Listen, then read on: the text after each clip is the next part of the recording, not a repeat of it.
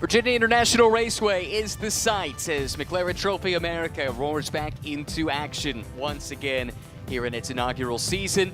Welcome to VIR. My name is Ryan Marine. Tom Baker is alongside. We get ready to go. Amanda Busick down in the pits for us. She'll be talking to the winners later today. Plenty of action in race one yesterday, Tom. What stood out to you? Oh, it was a fantastic race. It was hard to know where to pick, really. We had John Dempsey and Andrew Davis taking their first win in ProAm, which was fantastic. Superb battle up front. Tommy Pintos and Cooper Broll doing their best to lead the race, then give it away, then try and get it back. And we had a whole chopping around, which was fantastic, and just the battle through. It was a great race all the way through. Yeah, that was good fun watching Tommy and Cooper come back through the field. Frustrating for them, I'm sure, but it gave us plenty to chew on. They'd like to have a nice, clean run today. They've been second now 3 straight races. They're trying to break through for that first win. As you can see, it is another scorcher here in Southern Virginia, over 100 degrees Fahrenheit, 86 degrees, that's on the track, 86 degrees in the air, and that temperature continues to rise. Humidity very high as well, which means this is a real physical challenge for the drivers as well as their teams that are standing out in the sun in the pit lane. Exactly. I think everyone's thankful that we are racing earlier in the day than we were yesterday, because we were peak midday sun, I think, when we were out. So a little bit cooler, but not by much. The drivers were looking very hot and bothered when they got out the cars for the switch over, but we had a lot of happy drivers yesterday, including Dennis Tierman and Jeff Cook, who won the AM class. Yeah, really impressive result for them. We'll talk more about their story in a moment, but a chance to head down and get some of the sights and sounds of the grid with Amanda Busick. Oh yeah, I got to get this car in a McLaren as we kick off race 2 here at VIR, and just go over yesterday with me and what can prepare better for today. Well, Neil did a great job yesterday in this RP Motorsports by Forte car, and all the guys, they did a great job preparing it. We had a lot of work to be done on the car. You see there's some new body work on it, and we were able to go execute. Neil drove a really good race. You know, he drove it very clean. He saved some tire for me. And we started dead last, I think we know, and then we were able to charge up together. You know, we ended up at second place. And let's see, today we got overall pole, so that's fantastic for the entire RP Motorsports by Forte. We raised a lot of money for lapsing polychondritis, and let's see what we can do from overall pole now. All right, Kevin, I know you got to get ready, but Neil, I'll keep you for a second. I know you absolutely love seeing this McLaren on pole. Talk about your evolution this season in McLaren Trophy. It's been wonderful. They've accepted us as sponsors in the series. They're with us all the way. As Kevin mentioned, we got a big fundraiser going this weekend for Race for RP and RP Motorsports. We'll be doing the same in Road America, and then a big party at the last race in Indianapolis. Big fundraiser for Race for RP. Did I hear Nancy's here this weekend? Yeah, the patient number 1 is here, so we're definitely digging a little deeper for my wife. So go Nancy. Racing with emotion here this weekend. I'll step over to on the outside will be one of my favorite liveries with the Lightning McQueen and Casey Dennis obviously getting over as we get set for this race. Yesterday you guys look strong per usual. When you look at this championship so far, where do you think you're setting in terms of development? I mean, we're getting through the car. It's still a first season with the car, so we're working on it every day and off season and test time and everything else that we can to find as much pace as we can, but we're getting there.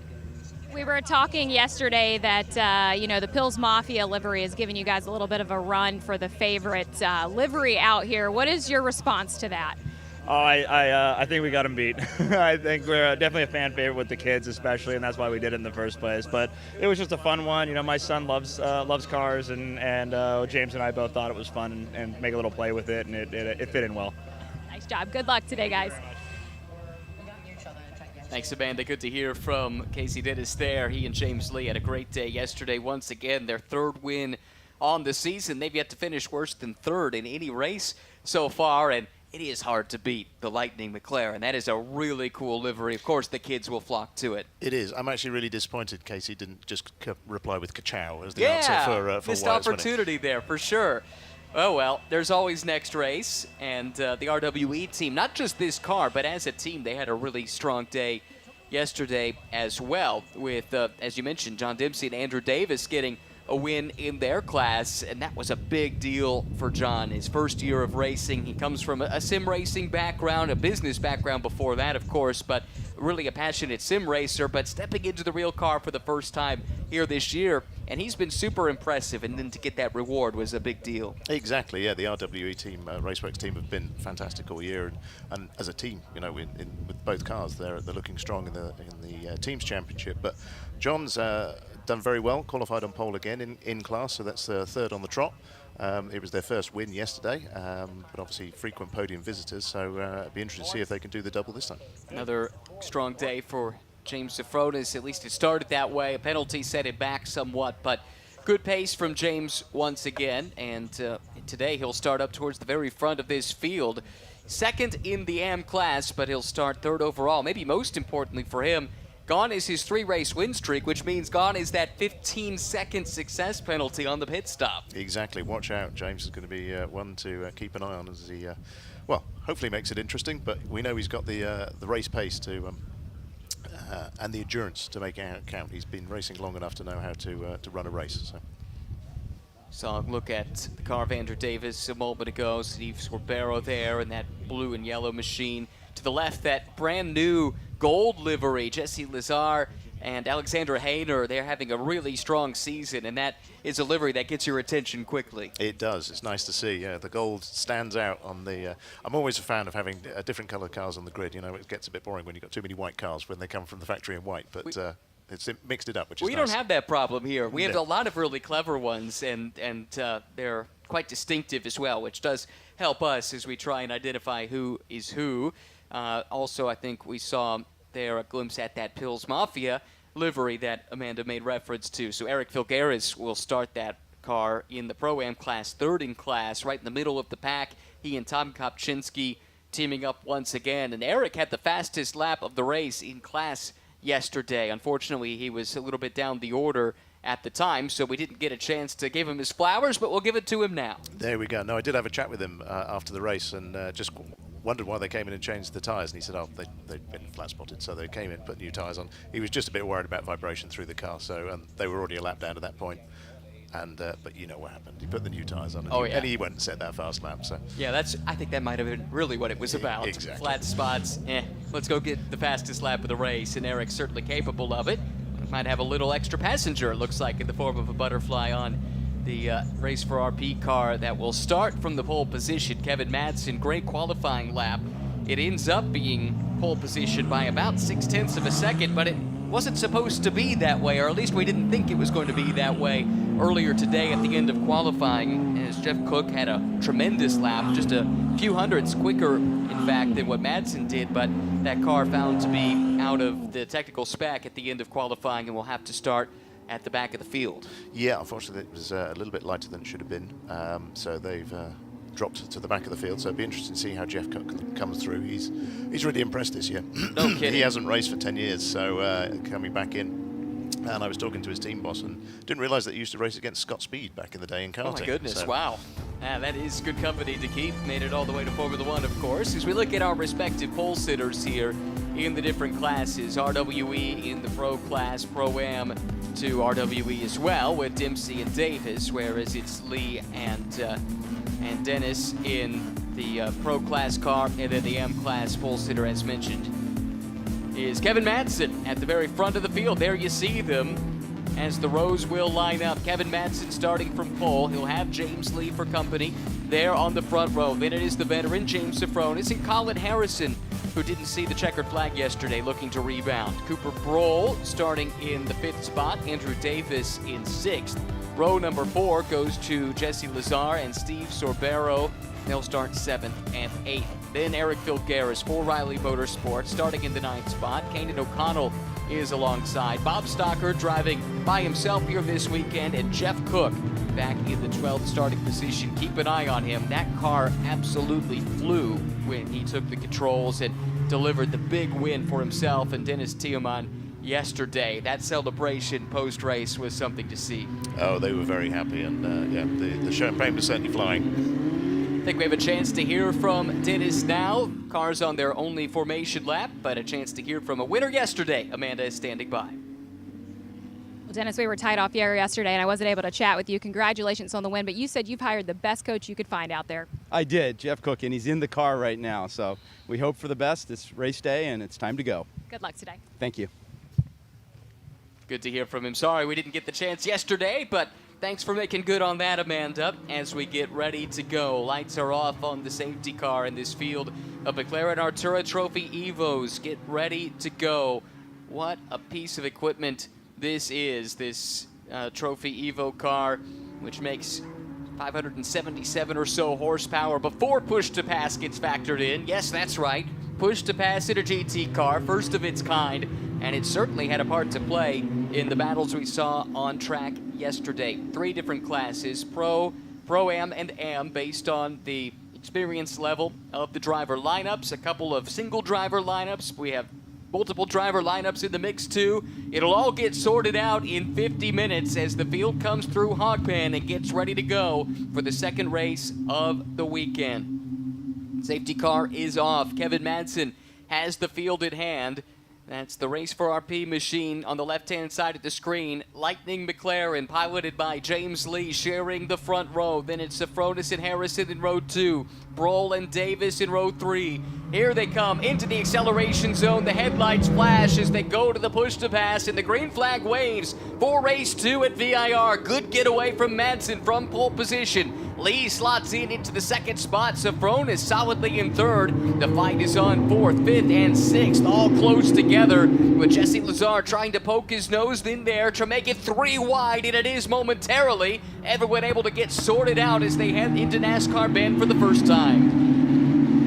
Yeah, great start for all very clean, which is nice to see. Jeff Cook already making a maneuver and is up one place, and yeah, coming through. Watch out. Good getaway from the pole sitter Madsen. He's already got about a second in hand over James Lee, and he'll try and sprint away to give Neil Langberg as much of a gap as possible when it's time for those driver changes. Lee is second, Safronis is third, then Davis Lazare. Phil Garris, the man on the move here in the early stages, just got around Colin Harrison. He's up to 6th.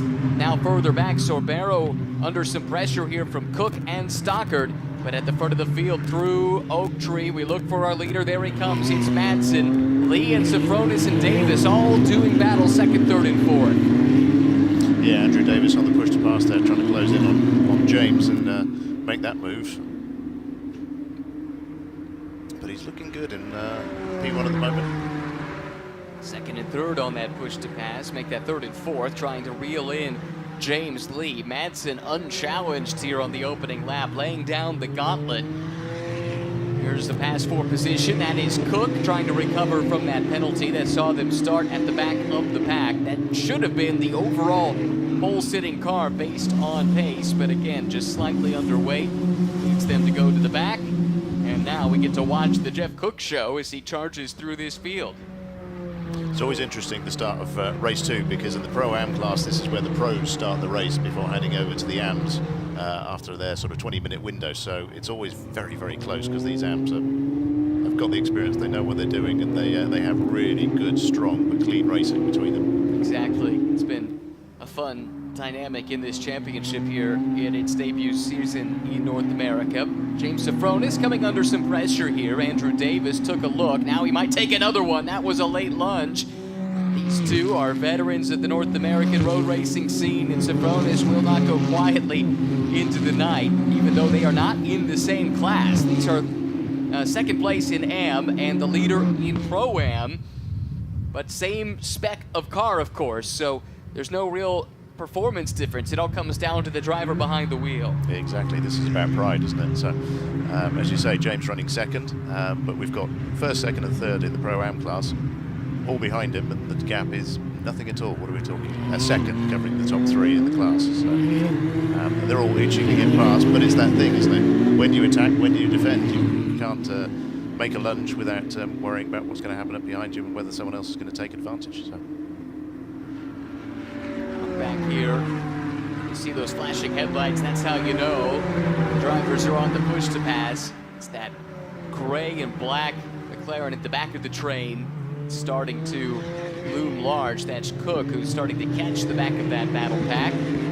Already up to 10th. Reeling in Kanan O'Connell now, who's mired in a little bit of traffic. Pop in on this fight. Eric Filgaris in car 17, the blue and red Buffalo Bills colored machine. And he has in his crosshairs the Canadian veteran Jesse Lazare, points leader, along with Alexandra Hainer in the Pro-Am class. In front of them, Davis now finally able to get alongside James Safronis, and he'll get that move made. That now crucial for Davis because it puts an out-of-class buffer between himself and Lazare, the next car in the class. Yeah, that was well executed maneuver there. Saw Jesse was a little bit squirrely on the brakes as they came into to turn 1 there, but will this give Andrew a bit of breathing room to break away whilst they're still battling to get past James? Davis, so much experience, a Grand Am GT champion, an IMSA GS class champion in GT4 cars. Got the win yesterday, along with Dempsey. Now it's Lazare sizing up James Safronis, trying to lay the strike that can earn him that position, at least in the overall order. Not an easy pass to make, though, as we saw in the scrap with Andrew Davis just a little bit ago. As you said yesterday, it's a fast-flowing circuit, but there are a few real overtaking opportunities, isn't it? So it's about sizing up and making it move count when you have the opportunity. But Andrew's just disappeared into the distance there, isn't he? He's really taking advantage of the situation. Has closed in quite a bit on James Lee in second. Exactly. Reeled in about 0.3 of a second in Sector 1 alone. Now that he was clear of the traffic, he got another couple tenths there in Sector 2. Fight on here. This is Cooper Bro in the orange machine, then Harrison and O'Connell fighting here. Oh, little puff of dust there as O'Connell dropped a wheel, but he's able to make that pass and pick up an overall position at least. That moves him to 8th on the road. Son, of course, of sports car legend Johnny O'Connell. And Johnny taking a keen interest in what his son Kanan is doing here in his first opportunity to race at this level in quite a few years. Here is Lazare now to the inside of Safronis. Filgaris will want to follow him through if he can. Doesn't look like that's going to be easily done, but Lazare is clear. Now Filgaris starting to size up second place in the AM class. Another good clean move past there, so can Jesse make the most of it? As you'd expect from Jesse, many years of experience. A lot in GT4 McLarens over the years. Now in the Artura Trophy car, and he's been right on the pace all season. He and Alexandra Hainer have been outstanding. Safronis made it very clear that time to Eric Filgaris. It ain't gonna happen here, not into Snake and up to the climbing S's. So Eric has to wait just a little bit. It's frustrating because he's seeing the next car in his class start to disappear up the road. Exactly, he's seeing points heading off in front of him, and he needs to get back in the fight. As you mentioned there, Motorsport in Actions, the team that run Jesse Lazare and Alex Hainer, they've been McLaren customers for a good few years now. They used to run in the GT4 class of the Pilot Challenge from a tyre manufacturer we're not affiliated with, so I won't mention that, but they've been successful there and race winners. It's nice to see them running with us now in Trophy America. Yeah, so many years campaigning McLaren's, at least back to 2017 if memory serves. Andrew's really closed in that gap on James Lee in second overall. They're not fighting for position. James is in the Pro class, and obviously Andrew in the Pro-Am class, but again, it's not going to stop him. James immediately dipping to the inside, now comes back to the outside as Andrew Davis looks to the inside. Andrew was on that push to pass, and James Lee gives him a wide berth. Not going to fight that, as you're quite correct. These are not cars in the same class, and consequently, they have their own battles to concern themselves with. So we've got an AM class car leading overall, a Pro-Am car second overall, and a Pro car third overall. So 3 class leaders holding the top 3 overall positions as we look at our fastest lap, courtesy of Race Vision, powered by AWS. Andrew Davis has the fastest lap of the race by just a few fractions over Kevin Madsen. Jeff Cook, despite the fact he's mired in traffic at the back of the field, he sits third on that list and has made less progress, quite frankly, than I was anticipating. He still finds himself 5th in AM and 10th overall. I think Jeff's problem is there. He's caught up behind the Cooper Broll and Caden O'Connor battle, and they're both going hammer and tong. So he's not got any chance to really get past unless one of them has an issue. But yeah, his charge has been halted a little bit. We will see. I'm also keen that Andrew has done a great job to get up into second there. After their win yesterday, they've got a longer pit stop penalty to serve. True. When they do their pit stop. So they've got 7 seconds to serve. Jesse and Alex have got 5 seconds. It's only a 2-second difference, but that can vanish in the blink of an eye. James Safronis is not cutting Eric Filgaris any slack at all. Eric was close, but not alongside. So James Safronis, as is his right, decided that pass was not about to happen at the end of Madison Avenue. Continue this battle, but it's taken Eric quite a while to get this move made. Now he's on the push to pass. Doesn't look like James is. Could that boost of roughly 30 horsepower be enough to pull alongside into the brake zone? It is this time, and Eric does get around the veteran Safronis, multiple champion in the SRO America paddock in his career. Of course, so is Eric Filgaris, 2 GT4 titles and a GT3 title over the last 3 seasons. Yeah, he's done very well to carry that success into trophy, and now he can go after Jesse and close that gap down. They will not have such a big success penalty as the 2 in front, so they can play that to their advantage when it comes to the pit stops in about 10 minutes when the window opens. Now Madsen's lead is stable now, 2.7 seconds over Davis. Let's peek back here as Colin Harrison and Caden O'Connell continue to scrap. That was bold from Caden O'Connell. You don't usually see a pass there, but he stuck it around the outside, maybe surprised his prey just a little bit, and that was able to get him the track position. Jeff Cook now, the next one to try and line up Colin Harrison. He's gotten around Broll, it would appear. Broll trying to fight back. That's the car that he shares with Tommy Pintos, who was super fast yesterday. They just had the unfortunate penalty for the jump start on the initial start that they ultimately never could quite recover from, and they still are looking for their first win of the season. Exactly, Tommy did a very good job to set a pole time by 1.1 seconds, but with the drive-through, didn't quite work out for them. But Cooper Broll just ran a little bit wide into the double apex corner there, and Jeff took the chance to nip through.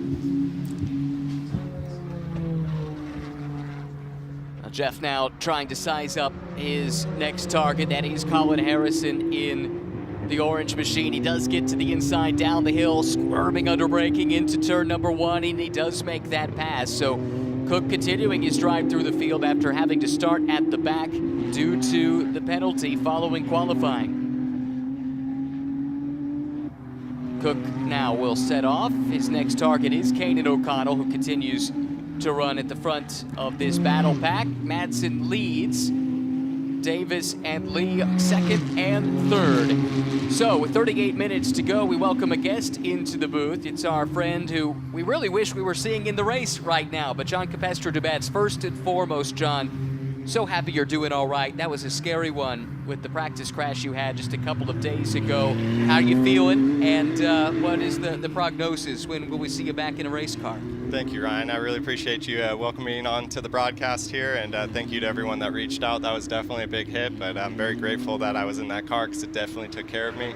Sad to not be out there today, but definitely here on the sidelines cheering everyone along, and stoked to see such a good race going so far. And yeah, it's probably going to be a little bit till I come back. Definitely suffered a little bit of a hit to the head there, but we'll bounce back stronger. Well, that's what I like to hear. Hate to see you on the sideline, of course, but now we have the privilege of having you in here with us for a couple of minutes, maybe provide a little bit of insight. You've driven these cars, you've driven them at least a little bit here at this racetrack. Describe the challenge of this much power, this much performance around a high-speed track like VIR. Oh yeah, no, definitely it's a very, very high-speed place, a lot of commitment, and this place always likes to throw a little bit more danger in there by adding some heat, so I know these guys are in there probably enjoying their AC, and if they need that little bit of a performance gain, they're probably cycling it on and off. some of them are built tough and they might not be using it at all, but it's definitely going to be hard to stay focused out there. It's a place that has a very fast flow, and if you get out of rhythm, it can take a couple laps to get back in. So it'd be fun to watch these guys go around and see what the pace looks like and how it plays out. Race Vision powered by AWS on the screen showing that car 10, Andrew Davis, quickest in 2 of the sectors, but sector 2 belongs to Jesse Lazare, who's starting to reel in James Lee here. You've shared the track with a lot of these folks over the course of this season. As we get closer to the pit stop window and the halfway mark, how do you see this race shaping up? Well, you know, I got my eyes on that RWE car there of James Lee and Casey Dennis. Of course, they've been great competitors all year. We share some friendly camaraderie, and we're always talking smack, so I definitely got my eyes on them. I'd like to see what they can do in the pro class. Andrew Davis and I have had a long history in different classes, and he's a legend among a lot of us in the paddock, and I know he's been working hard to find success over there, and I'm really glad to see them up front. I'd like to see them bring a double win home this weekend, because I know they've done a lot in the off season to develop that car. We got Lazare, and you know, that's a great pairing as well, so I'd like to see them have success. I don't really have a favorite here. I just kind of want to see how the race plays out, and I can't get off this mic without saying something about my boy Eric Fulgaris. You know, I'm a big believer. We were teammates. I know what he's capable out there, and he's working really hard with Tom to get that program where it needs to be so that they can find the top step. There's your guy, Eric Fulgaris, who had to fight there to get around James Safronis, but ultimately did put that move on, and now is trying to chase down Jesse Lazare, currently 3rd in the Pro-Am class. I'll leave you with this. You talked about Andrew Davis and John Dempsey breaking through. That was a big first win for John. You've had a host of different teammates alongside you this year with Andrew Janisi and Andre Solano, and you were able to help them score first wins as well a couple of times earlier this year. I know winning is always special for any racing driver, but when you're able to shepherd somebody along and help them achieve a life goal, that has to be extra rewarding. Yeah, it's one thing to do it yourself, but when you're on the sidelines kind of pacing and watching it play out, that's always the hardest. And when you see someone succeed and achieve their goal, it's ultimately way more rewarding than being able to do it yourself. So yeah, I know these coaches are trying very hard to mentor and get everyone where they're trying to be and meet their goals. So yeah, I have a lot of respect for Andrew, and I think John's on his way to a great career. He's working really hard on the simulator, and he's got a great mentor and team around him. No question about it. John Capestre Dubets, JCD. Sorry we aren't seeing you in a race car. Speedy recovery to you, my friend, and hope to see you back on track here before much longer. Hey, thank you for having me, and I just want to say thank you again to everyone that checked in, and I'm really enjoying the time outside the car to be here and to support the others. So yeah, thank you, and a little concussed, but hey, I made it to the broadcast, and that's all I got to say. Still got a smile on his face. Hey, thanks so much. That's JCD. And great to have him jumping in here and joining us on the program. And great that John, as well as George Lawrence and the quarter marshal, who also had a minor injury in that incident. Everybody's okay. That's the best and most important news. And we can all continue racing with a smile on our face. But good to hear from John Capestre Dubets, who's a winner 3 times over in this series already this year, but unfortunately on the sideline here this weekend. The Pro-Am class and the Pro class. The only thing is a bit too quick to win in the Am class, so they'll I don't think they're going to let him in that class. No chance whatsoever.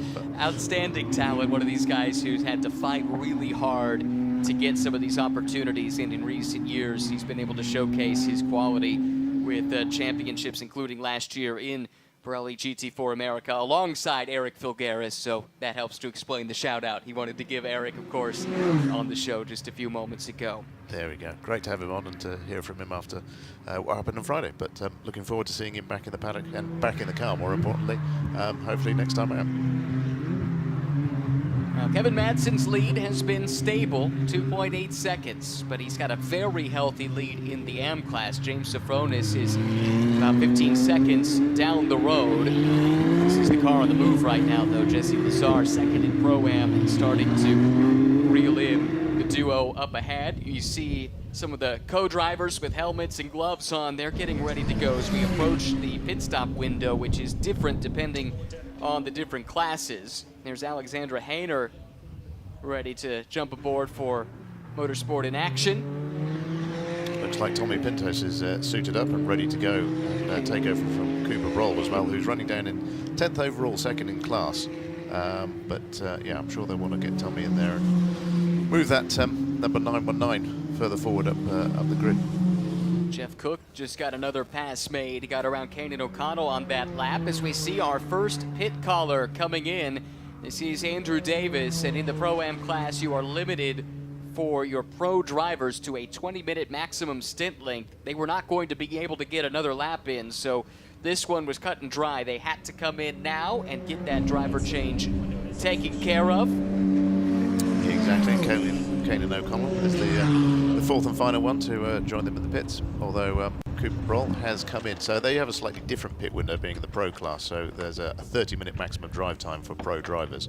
So they have a little bit more leeway, but as you say, with the Pro-Am class, it is cut and dried. Those guys had to pit this lap, otherwise they would have been facing penalties for stopping outside of their allotted pit stop window. Exactly. Now for Cooper Broll, this is the chance, like you say, in the pro class, they do have some leeway there, but Tommy Pintos is a McLaren Trophy Europe champion a couple of years ago and has been super fast here on this weekend. And sometimes when you're in that pro class, you just have to look at the data and say, all right, this is my weekend where I'm going to have to cede a little seat time to my co-driver. They seem to have the upper hand, and that looks like that's what the Skip Barber team is going to do, because it gives them the best shot at getting the result that they're looking for. Exactly. Cooper's making great progress, but he's relatively new to racing, having come through the Skip Barber school. So yeah, Tommy's definitely got the pace there. Exactly. Driver change is complete for these cars. They head back out. It's a different pit stop time if you have a single driver lineup versus a two driver lineup, 5 additional seconds for those single drivers. So that will affect, for instance, James Safronis, who already is at an 18-second deficit to his class leader, who just happens to be the overall leader, but his pit stop will necessarily be 5 seconds longer. Although that said, there are also the success penalties that have to be factored in. Yeah, so Kevin and Neil will have 5 seconds after their podium yesterday, so that will make that level pegging with James. Jeff Cook and Dennis Tierman, who are running third in class overall, they will have a 7-second penalty. Into the pits comes James Safronis. Again, no driver change here as he's running solo. The only thing the teams can do is check tire pressures and bleed a little pressure from their Pirellis if that's what they elect to do. Colin Harrison has just come into the pits as well. He's the only other solo running driver, also in the AM class, so he should exit the pits just in front though, because he does not have a success penalty to serve. Oh, sorry, actually, neither does James, so they should be fine, actually. They should both come out around about the same time. Right. And this is clever, I think, on their part to get this pit stop done as soon as they can, because that covers them if a yellow should come out during this pit window. Battle here as Eric Filgueres is fighting with Jesse Lazare. So Eric has caught Jesse, it would appear. Or no, I take that back. Those are cars that have already made their stops, so excuse me. So that was Alexandra Hainer fighting with Tom Kopczynski. Apologies there. And Alexandra is through on Tom. 2 cars in the same class. That was an exchange of second and third. Here is Alexandra now. What a great year she's put together. Yeah, strong performance at COTA. They had 2 wins there. And, again, podium finishes yesterday. Looking very strong in the championship. They had a 10-point advantage coming into the weekend. Lost a few points in that yesterday, but still firm favourites. Had a difficult opening race at Sonoma where they finished just 7th, but since then they've not finished worse than 2nd in any of the subsequent 4 races, 3 of which at Circuit of the Americas and then race 1 here at VIR yesterday. Now for the AM class cars, they can run a little bit longer here, 30 minutes maximum for Kevin Madsen. Expect he'll drive all of that and then turn the car over to Neil Langberg, hopefully with as big of a gap as possible for Neil to try and manage the rest of the way. Yeah, as you say, Kevin has been very impressive. He's got a strong racing CV behind him, but yeah, he will certainly be running the full stint he can before handing over to to the Neil man, as we call him in the paddock. Great to see him interviewed on the grid, and as he mentioned, lovely to have Nancy, his wife, here as well, as we do a little fundraiser for the Race for RP charity to help them out, raise awareness and raise funds for the great work that they do. Yeah, as you heard him allude to, that Race for RP looking to fund research for relapsing polychondritis, and he referenced his wife as patient number 1. So she was really the inspiration for Neil to start the Race for RP charity. They've done a lot of good work for a long time, and they've used motorsport as the vector for it as well. And it goes to show the kind of community that racing creates, where from participants to spectators, everybody involved, everyone wants to chip in and help where they can. It's a great cause. Race for RP. Do a little search on the internet if you'd like more information, but tremendous cause indeed that they've been championing for a long time. They actually ran a prize fund this weekend to have a drive in one of the hot lap cars. So one of the lucky winners for that will be out later today for a lap around the track in one of our 750S road cars. That is good stuff. After the pit stop shuffles now, we're seeing James Safronis start to come up through the field. Just got around Tom Kopczynski and Bob Stockert in short order. Right now, James is trying to limit the damage, try and reel back in the overall leader, who's also his class leader, Kevin Madsen, to minimize the gap he'll need to overcome in the second stint of the race for the 53 machine. So the top 3 are the only 3 who have not finished, have not pitted yet. So we've still got 5 minutes left of the window that they can stop in. I wonder how many more laps we're going to get out of that. 2. What do you think? Depends where they are on the track at the moment. And they're doing laps under 2 minutes. Yeah, it'd be close. It'd be close if they want to play around with that. They're coming down Madison Avenue right now. After the change here for car 5. No change yet, I'm sorry. This is the Jeff Cook car, apologies. They're going to run as long as they can. This is one of the Papaya Cup entrants, by the way, which gives you, Tom, a chance to explain Papaya Cup, a newcomer, a new element, I guess, let's say, to the championship here starting this weekend. Exactly, yeah. Introduced here we'll run for the rest of the season. It's something that we've run in Europe from the very start of the year. It's designed to acknowledge the efforts of older drivers or drivers with perhaps not as much experience. So we have 2 classes for it. So we have a Papaya Cup in the ProAm class, so that will go to the AM driver according to their position in class. And we also have one in the AM class as well. So yesterday's winner was Dennis Tierman, who was incredibly happy to receive his award, as was Steve Sabero and a few others who took to the podium to receive their very tasteful McLaren Papaya Cup medals. As you'd expect. Oh, car slow on the track. This is Tommy Pintos. Don't know what would have caused that, but they've just made that driver change, and that car coming to a halt here. We had a drive-through penalty as well to yesterday's winners in Pro-Am. John Dempsey and Andrew Davis had to serve that. That has them down the order. They'll be hoping this leads to a safety car to bunch everybody back up. Those that have yet to pit find themselves in a bit of jeopardy here. They'll want to try and get in before any full course yellow is displayed, or risk getting shuffled to the back behind those that have pitted here. So this car that's in pit lane, they should be good to go. Yeah, that's the dark horse entry of Jeff Cook, so they've pulled the trigger and pitted. So Dennis Tierman will be now safely strapped in behind the wheel of that car, ready to go out shortly. Yeah, they could have done one more lap, but I don't think they wanted to risk it with a car slow or perhaps even stopped on the racing circuit right now.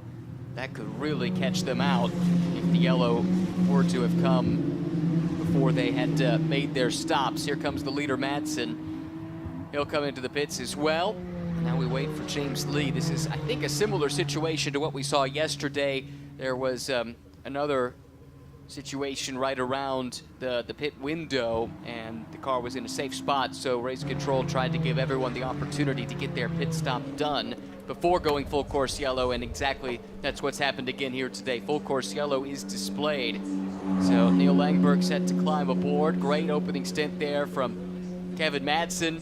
Built a lead of nearly 10 seconds, but it all goes away now with the safety car heading out on track. Exactly. So, but you never know. I mean, they did have their pit stop penalty to serve as well, so this could work out to their benefit. We will have to see when the cars come round. Yeah, that's a good point. It should help to neutralize that time penalty at least, but a big component of their strategy would be, Kevin, to build as big of a gap as possible. And exactly. Unfortunately, that gets wiped out here, but it brings others back into the mix. Certainly those that have had drive-through penalties, like John Dempsey. This is the reason for the full course yellow. Tommy Pintos, and again, they've had pace all season long, but have yet to have the luck. They haven't been able to put it together to win one of these yet. No, they must be so frustrated. As you say, they've been there or thereabouts pretty much every race, but just have had bad luck. So it's got to change soon, but not this week. Oh, not today. I should have mentioned actually, there's two other solo drivers also running in the AM class, which is Steve Sabero and Bob Stockard. Bob normally races with his son Robbie, who isn't here this weekend because he's actually taken the bar exam. Oh wow! So I'd say that's a good reason to have to miss a race. Exactly, but he will be back racing with Dad for Road America, which is our next stop. I'm really excited for that trip. I think these cars around Road America will be absolutely spectacular. Have you been to Road America before? No, there's another one to tick off the list. So I'm ticking off a few new places on this the American adventure this year. So. Well, lucky for you, the stops on the calendar are some of the best in North America. McLaren chose wisely when they picked these racetracks. Road America kind of cut out a similar mold as VIR, very old school, super fast, super high commitment, and great racing culture up there in Wisconsin as well. I'm curious to get your impressions of it when we have a chat, once you've had a chance to check it out in person. I'm looking forward to seeing it. I grew up watching Nigel Mansell on his IndyCar adventure. Yeah, so sure. all these circuits and all these names, have come flooding back from those years. But it's nice to actually come and visit these places now and see what they're like and appreciate just how fantastic these facilities are. Well, of course, we've got a trip to the Indianapolis Motor Speedway at the tail end of the season, and I will tell you the museum at the Speedway has Nigel Mansell's 93 car on prominent display, so you'll have to check that out. It's already in the diary. We're heading there on the Thursday. There you go. Excellent. There's Kevin Madsen. His car leads overall, but behind the safety car. That was an excellent stint from Kevin, as you would expect, but it's now Neil Langberg in the car, and you see all of these drivers with towels draped over their heads. This is why 86 degrees with 68% humidity. Believe it or not, that's actually better than it's been. As Andrew Davis and James Lee have some fun clowning for the camera. But it's still hot, and it is a real challenge. And I think even maybe under these conditions, it's almost worse because you're not focused on your driving. Now you're just sitting behind the safety car and soaking up all the heat. Exactly. Well, it was interesting listening to JCD saying how drivers are actually managing the use of the air conditioning. Right now, I'm guessing they've all got their air conditioning on, but it was an interesting insight to how you can manage the extra power of turning on and off the AC just when you need it. Yeah, we were wondering about that yesterday, weren't we? So lucky for us, we got to get an active driver to sit in and share a little bit of insight. And again, if you missed that part of the conversation, so happy that JCD and George Lawrence and the corner worker that were involved in the incident a couple days ago, everyone is all right, and that is the best news of all. And it was great as well to hear John talk about just how safe these cars are, which I'm sure makes you and the rest of the McLaren folks happy. You want a car that performs, but most of all, you want to protect the people inside. Exactly, yeah. No, it was reassuring to see everyone was out of the cars and a little bit shaken up, but yeah, on the whole, everyone is in good health, and it was obviously great to see JCD. George is, I believe, back home. They flew back on Saturday, so looking forward to seeing him back in the paddock very, very soon. Now, speedy recovery to you as well, George. Hope to see you very soon. 17 minutes on the clock here. Continuing under full course yellow conditions behind the safety car. Neil Langberg leads. Casey Dennis second overall, but leading in the pro class. Then Dennis Tillman, who won yesterday in AM, right now second in class, third overall. Alexandra Hainer, saw the graphic for Alexander just a moment ago, sitting in the 4th spot, but leading in the Pro-Am class. And not the first time we've said that this year. She and Jesse Lazare are putting together the kind of campaign you need to win a title. James Safronis, Colin Harrison, nose to tail. They're second and third in the AM class. Then Tom Kopczynski, second in Pro-Am. John Dempsey, a winner yesterday. This full course yellow was exactly what they needed. That drive-through, if I didn't mention it, by the way, was because their pit stop came in under the required minimum time. And as a consequence, they had to do that drive-through, but this yellow brings them right back into the fight once again. Fruits, Sorbero, Stockard, the rest of the cars still running. Yeah, no, it's going to make an interesting end to this race with John in the car, and as I say, one to watch. A few cars between him and Alex, though, so it's going to be, and James is a tough one to pass, as we've seen. So, and I'm sure Colin and Thomas will also present a bit of a challenge. So, it'll be interesting to keep an eye on that.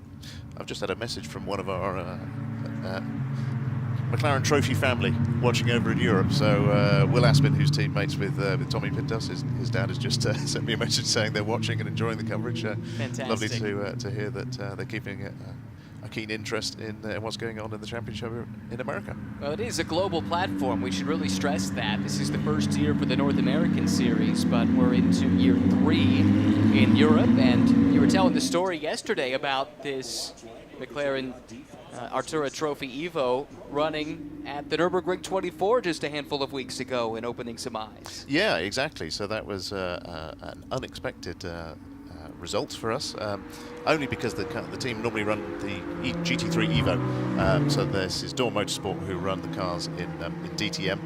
They have done a couple of races in the NLS, but when it came to the 24, they decided to switch and run with a trophy car. So it performed superbly, did the 24-hour, won the class, and was made all the more impressive by the fact that they picked it up, a week beforehand, and went straight in and with barely any testing, just ran it and achieved success. So it was great to hear.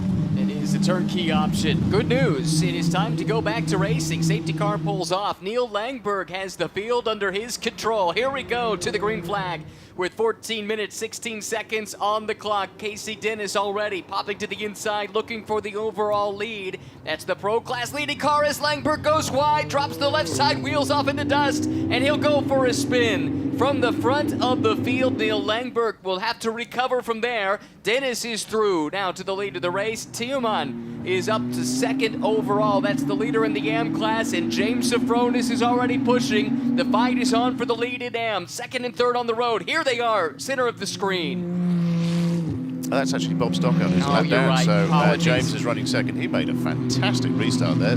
Went through the eye of the needle and took 2 places into turn 1 between Alex Hainer and John Dempsey to appear in second place overall. Fantastic. Yeah, good catch. Apologies for that. And actually, bad news for the Tillman car as well, because they've just been given a drive-through penalty for a short pit stop as well. Winners yesterday. That is not what they wanted to see here today. Alexandra Hainer now forced to go on the defensive. Car behind is John Dempsey. This, I can confidently say, is the battle for the lead in the Pro-Am class. Hainer's got it. Dempsey trying to take it away, looking to go back-to-back after breaking through for that win yesterday. Yeah, both on push to pass, trying to gain an advantage, but you only get 300 seconds of push to pass during the race, so it really comes down to how you want to deploy that advantage at any one time. When you get to this point of the race, you've got to ask how much is actually left for each of those drivers, and how much will they have to play with in the final 12 minutes of this race. I wish we had the answer to that, and I wish we could give it to you, but we do not. It is a closely held secret, and as a consequence, I don't believe the teams would know the levels of their opposition, so it's really left to the drivers to try and figure out the best way to implement that. Exactly. The drivers will know they have a bar graph basically on their dash that just counts down once they've deployed it, so they will have an idea, but again, it's who will blink first. You don't know how much the rivals have used. Dempsey really late on the brakes. Looked like he might have got into the ABS a little bit down into turn 1. That cost him some ground as he tries to reel in Alex Hainer. This is Tillman coming through for that drive-through penalty for the short pit stop. That will cost them dearly all the way to the back of the AM class field, presumably, except for Stockard, who, as you mentioned, is that lap car that was in the middle of the pack on the restart. Hainer able to hang on and withstand the charge from Dempsey, but Dempsey's looking confident. That win, it's such a mental boost when you now know you can do it.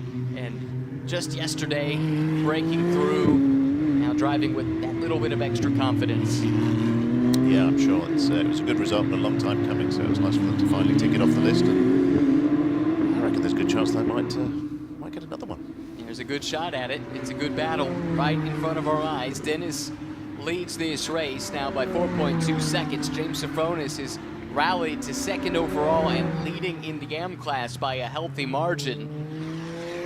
Looking for yet another win. He had a 3-race win streak snapped yesterday. He had a drive-through penalty, I think it was. No, yes, he did have a drive-through penalty. That was for contact on the track that he never could quite recover from. And here we go, back in control. Casey Dennis and James Lee putting together a season to remember. They won the first 2 races of the year, third in the next 2, but then won yesterday for their 3rd win of the season, trying to go back-to-back once again. Yeah, of course, beaten by the chap who was just in the comms box, John, who put in some impressive performances at COTA with Andre Solano, who also races a GT3X in the South American Championship. And that was cool to see Andre get that chance at Circuit of the Americas to showcase his skill set to a wider audience, and he was really impressive. Race 1 kind of took his time getting up to speed, but by race 2 and 3 at Circuit of the Americas, he was on it and played a big role in those wins that he shared with John Cabestro Dubets. Begin here at James Safronis once again. Winner of all 3 of the races at Circuit of the Americas. He was runner-up in the season opener, so yesterday's 4th place finish was his first off the podium. He won't like that one bit. James is a fierce competitor in addition to running the GMG team. Yeah, exactly, but it did close to that championship battle, so from our point of view, it made it a little bit more exciting for later in the year. Yeah, that's right. Thank you, James. It's an assist we'll take. 9 minutes to go. This continues to be the most compelling scrap. Alexandra Hainer holds the lead, but only by half a second over John Dempsey. Hainer doesn't have just a ton of experience, but by contrast with John, she's the old hand here. Driving really steadily, not looking pressured at all by having the 2nd place car tucked under the rear wing. Back onto the front straight, and again, a liberal use of that push to pass. Anytime you see the headlights flash like that, you know they're going for the extra 30 horsepower. Hainer off of it early. That opens the door for Dempsey, who throws it up the inside. Can he get it slowed down? Yes, he can. What a move. John Dempsey late on the brakes, and he takes the leading class away. Great move there. Nice to see. Wonder if Hainer was having to preserve her push to pass a little. It seemed like she was off the button, where Dempsey kept it down a little bit longer and allowed him to get alongside. And great braking maneuver as well to get the car wound up and get to the front of the field. RWE Motorsport looking on. They're going to like what they see on the stream. Well, again, looking at the championship battle, Alex came in. Here we go, let's see it again. Down the front straightaway. Again, you see the lights. They're not flashing for her. They still were until the last possible moment for John. Very late on the brakes, on the threshold, but he had it dialed in perfectly. Yep, superbly done. So, yeah, I was just saying the championship point structure is 15 for a win and 12 for 2nd place. So Alex and Jesse came in with a good 10-point advantage, but that advantage will be eaten into, and if they finish like this, the gap will drop to 4 points. So exactly, makes it all the more interesting heading into the final 4 races. Yeah, this is a really strong return from the lengthy summer break. We've made all the longer because, unlike some of the other SRO America series, we did not see McLaren Trophy in Sebring, so it's been since Circuit of the Americas. That was back in April. It's been 2 months. Oh, And my the strange goodness. thing is we hadn't started the European season when I last saw you in Kota. We actually started it the following week, and we've now done 3 rounds of that, 3 weekends of and 6 races of that. So yeah, we've been busy, but it seems weird that we haven't. We've had 2 months off from this. Yeah, that's true. Did get to check out the European Championship at Spa a couple of course, weeks it was back. great to see Bumped you into over you there. there, Yeah, exactly. And great grid as always. Good racing there at one of the classic tracks anywhere in the world. Let's look back a little bit further down the order. Tom Kopczynski is in a scrap here. He's got Steve Sorbero behind him. That is for overall position. That is not for class position. I think that's a lapped car, is it not? That's Yeah, it's ahead Bob of them? Stockard, yeah. So he's a lap down. Yeah, Tom's looking nice and comfortable at the moment. Hopefully I haven't cursed it by saying that, but looking good in 3rd place in the ProAm class. He's got a good advantage over Brendan Krutz in about 10 seconds. So, yeah, if he can just bring that home. Famous last words. I'll apologise if anything goes wrong, because it's clearly my fault. But, yeah, and then you've got Steve Sorbero, who's running 3rd at the AM class. For Kopczynski, he would be in position to get that Papaya Cup award, would he not, in the He Pro-Am would, class? yeah, that would be a Papaya Cup win for him with Brendan in 2nd. Steve Sparrow's looking good for a win in the AM class. Neil Lamberg still running 4th overall, but that would put him 2nd in the Papaya Cup, with Dennis Tierman in 3rd. Subject to nothing happening in the next 5 minutes. Well, Kopczynski right now would also be in line for the 2nd podium of the season for himself and this man, Eric Filgaris, his longtime coach. They've been working together half a decade now at various points, and Tom's also been really instrumental in helping to jumpstart Eric's career, and he's been richly rewarded with several championships, 3 in fact, over the last 3 seasons. Eric contested the 24 Hours of Daytona and 12 Hours of Sebring earlier this year. Big deal for him as a Floridian to get to race in 2 of his states, really 2 of endurance racing's biggest events. But now Kopczynski's got to figure out how to deal with the lap traffic, and Stockard gave a wide berth. Tom was circumspect about it, didn't want to make an untoward lunge up the inside and backed out of the move. Steve Sorbero just keeping a close eye on this, an interested spectator in the teal and yellow machine. 2 or 3 laps still to go. Not sure where Dennis was relative to the clock when he came by to complete the last lap. Suspect it'll be this one and 2 more. Yeah, I think you're right, with 3.5 minutes left to run. 2 more laps sounds about right. And Dennis has just now gotten around to finish up Sector 2. This is 6th and 7th overall that we're fighting over here. And it's the 2 leaders in their respective Papaya Cup classes as well.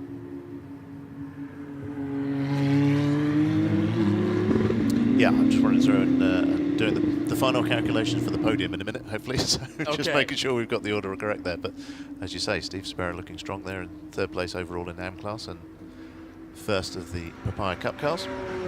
Yep, from New York, has been coached in the past by Pierre Kleinubing, who, if you've got a long memory, you'll remember racing in what was then Rally World Challenge, which has evolved into SRO America. The 2 met up at the Concourse Club in Miami and have formed a working partnership. Great coach to have, so much experience to bring to the table. Steve, best finish this season, a couple of 3rd places in his class. He would match that. In fact, he'd make it 3 straight if he were able to hang on with the position that he holds at the moment. Alexandra Hainer now under some pressure from the AM class runner-up as they run, Colin Harrison for Tech Sport. This is a big race for Tech Sport. I neglected to mention this yesterday, but they're based here at VIR. Lots of track knowledge. I'm sure lots of friends and family out here keeping an eye on this car. Colin's been part of the Tech Sport family for a little while now. At this point, having run in TC America as well as GT4 America in previous years. Won the season opener, and since then has finished second in 3 straight races before the TNF yesterday, but was in a good position for another podium yesterday within that AM class. Checking back in at the front of the field, here is the leader, Casey Dennis. White flag waves ahead and overhead of Lightning McLaren down into turn number 1. Just about 2 minutes left. It's all that separates this RWE team from at least one more win, and it could be another instance of them taking 2 wins in their respective classes, with John Dempsey still holding the advantage by just a couple of seconds over Alexandra Hainer for the lead in Pro-Am. James Lee got it started, built up a nice lead in class, was running at the pointy end of the overall. That yellow flag, though, wiped out their advantage, so it came down to Casey to bring it to the checkered flag. Casey got to the front on the restart and really has not been troubled ever since. He's built the margin up now to over 9 seconds over second place overall James Safronis. This is Casey's team, RWE Motorsport. They are an established power in single-make racing and across different disciplines, but signed up quickly when McLaren Trophy America was announced. And announced their presence in a big way, winning the first 2 races of the season. Dennis and Lee, third in the next 2 races. Bounced back with a win yesterday. Came in with the points lead, albeit a narrow one, and it's about to be extended. Just a couple quarters left for Casey Dennis as he rounds Hog Pen onto the pit straight.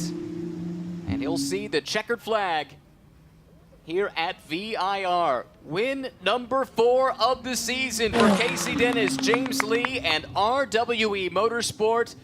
Congratulations, they get the win in the Pro Class and the overall. James Safronis, after missing the podium for the first time all season yesterday, crosses the line. He wins in the AM Class, and what a battle it was in the Pro-Am ranks. John Dempsey put the move on Alexandra Hainer in the final 10 minutes. He goes back-to-back after winning for the first time yesterday.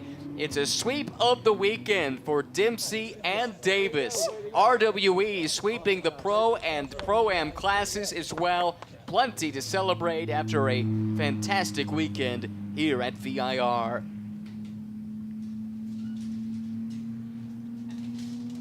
Wow, good stuff, especially in Pro-Am. That was great to see. John Dempsey's ascension continues. Alexandra Hainer continues as well to be just rock solid. And a great opening stint from her co-driver, Jesse Lazare, to go along with it. And you're going to have a fascinating championship duel in Pro-Am the rest of the way. For Safronis, saw his points lead start to dissipate after finishing just 4th yesterday. This will help as he comes back with the victory. Colin Harrison, it helped James' cause that Colin did not finish yesterday, was credited with the 6th place finish. That was his closest pursuer in the class. So actually, despite having a season worst result, Safronis was able to pull ahead. Here's Neil Langberg, the car that started up front. Racing money for Race for RP.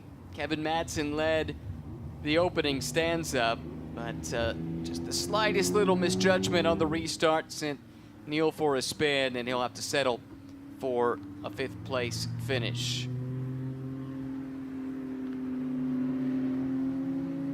These are the results for today's race, the second of the weekend. Class winners, Casey Dennis, James Lee. In the pro class, John Dempsey and Andrew Davis for the second straight day. Get it done in Pro-Am, and James Safronis, as mentioned, your race winner in the Am class, ahead of Colin Harrison, so that lead does extend a little bit vis-a-vis Colin across the 2 races. Here's the overall finishing order.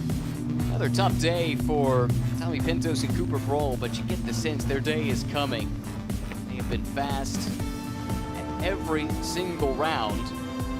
Still are looking for that first win of the season.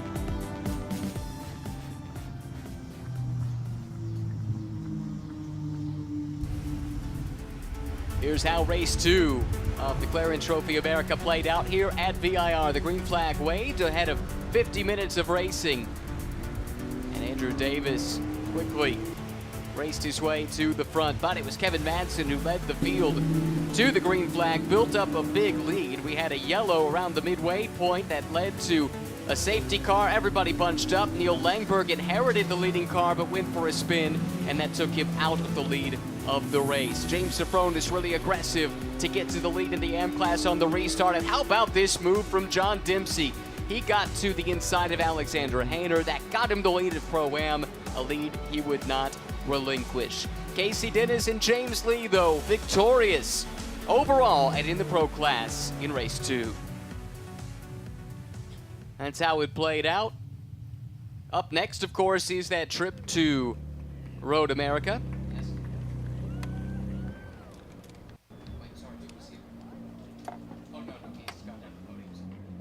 And here we go in victory lane. James Lee there to greet his friend and co-driver Casey Dennis.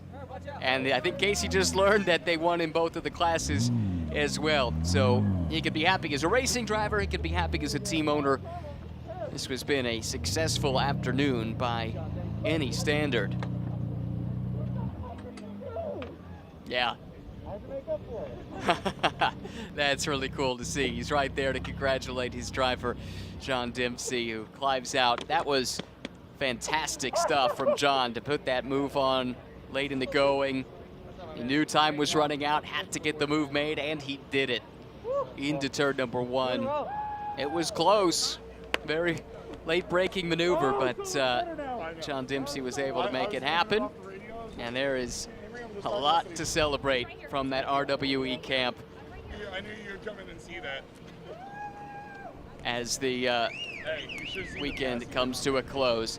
All right, a chance to hear from our winners now with Amanda Busick.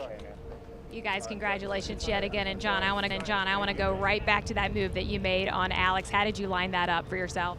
I was just kind of waiting and, wanted to stay patient, keep putting pressure on her and just, wait for the opportunity to rise. She was a little weak on the brakes and I thought I could get the jump and just had to go for it and make sure that it stuck. Great celebrations here in Virginia in race number 2 for McLaren Trophy.